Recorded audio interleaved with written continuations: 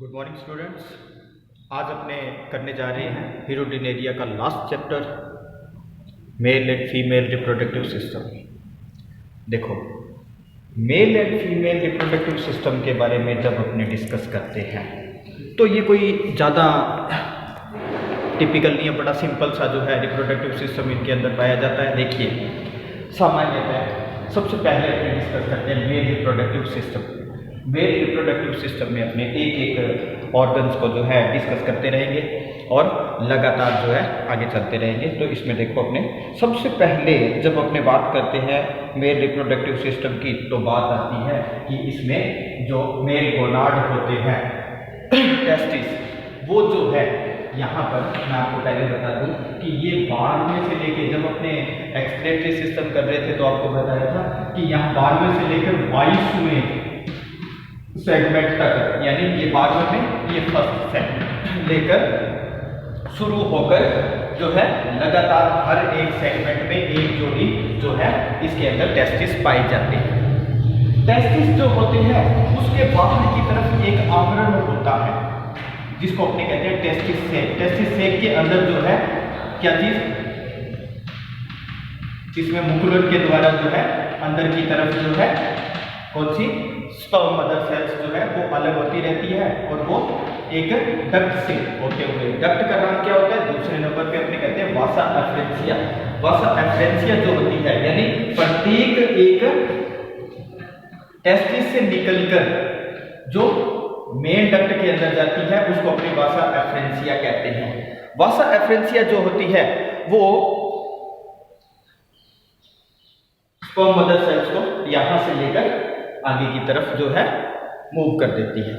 यहां से पूरी की पूरी बॉडी के अंदर यानी 12 से 22वें सेगमेंट तक जितने जो टेस्टिस होते हैं उन सब से जो सेल्स निकलती है वो सारी की सारी इसके द्वारा वासा एफरेंसिया के द्वारा जो है एक कॉमन डक्ट में आती है। दोनों साइड के अंदर पैरेलल जो है एक कॉमन डक्ट होती है, यानी कॉमन डक्ट जिसको नाम दिया जाता है वैसा डेफरेंसिया।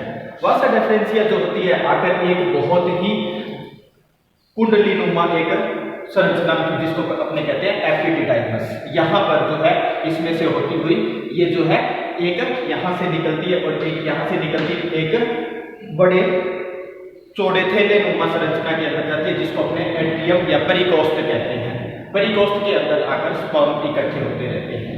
परिकोष्ठ के आगे की तरफ एक गुड्डी नुमा संरचना होती है जिसको अपने कहते हैं पेनिस सेक।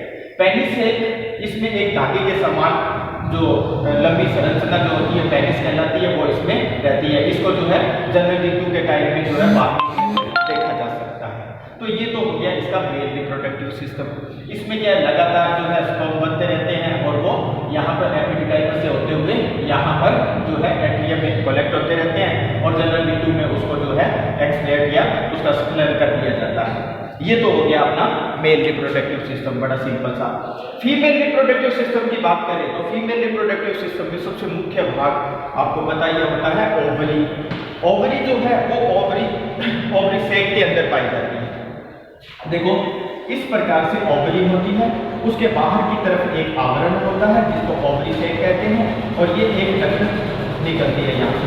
इसके बीच में जो है ओवरी जो होती है, ओवरी सेक के जो है बीच में ओवरी इस प्रकार की एक साइड से ब्लंट सीधा और इस प्रकार से दूसरी साइड से ब्लंट सीधा और इस प्रकार की एक संरचना होती है और यहां से इसके जो है इसमें मदर सेल्स जो होती है वो इससे मुकुलन के द्वारा अलग होती रहती है और इससे द्वारा यहाँ इसके जो है ओवरी डक्ट जो होती है वो जुड़ी ओवरी डक्ट जाकर एक डक्ट में खुलती है जिसको जो है अपने कॉमन ओवरी डक्ट कहते हैं। कॉमन ओवरी डक्ट जो होती है वो पीछे की तरफ जो है इसके एक थैली नुमा संरचना के अंदर जो कि 11वें सेगमेंट में होते हुए 12वें सेगमेंट में पहुंच जाती है थोड़ी सी और यहाँ पर पाई जाती है। यहाँ पर ध्यान रखना, या सेगमेंट्स के ज्यादा ध्यान रखने बहुत ज्यादा जरूरी है।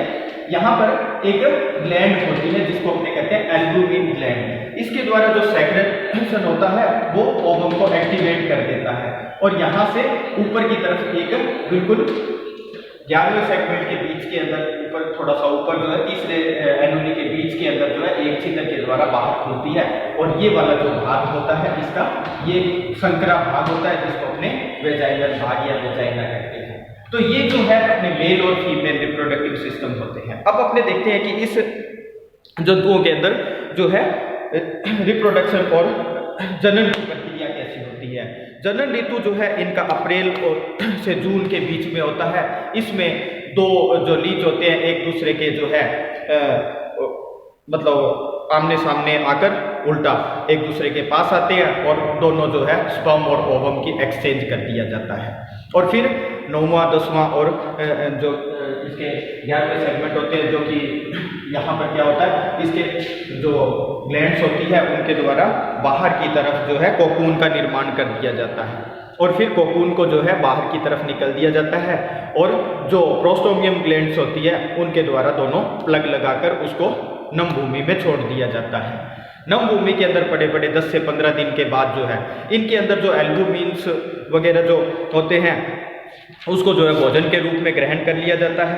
एल्ब्यूमिन जो होता है वो परिवर्तन काल के दौरान जो है जंतुओं का जो इनके छोटे शिशु होते हैं उनका इनमें डेवलपमेंट डायरेक्ट होता है। डायरेक्ट डेवलपमेंट के बाद जो है 15 दिन के बाद प्लग तोड़कर छोटे छोटे जो है लीच जो है बाहर निकल जाते हैं और जल के अंदर जो है तैरते हुए किसी पोस्ट तक पहुंचते हैं और वहां से फिर ब्लड सक करना शुरू करते हैं और ग्रोथ करके बड़े जंतु बन जाते हैं। तो ये था अपना लास्ट टॉपिक लीच का यानी हिरोडिनेरिया का।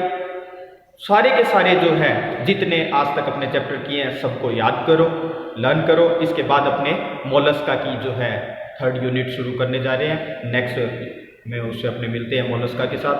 तब तक के लिए आप इसको पढ़ो।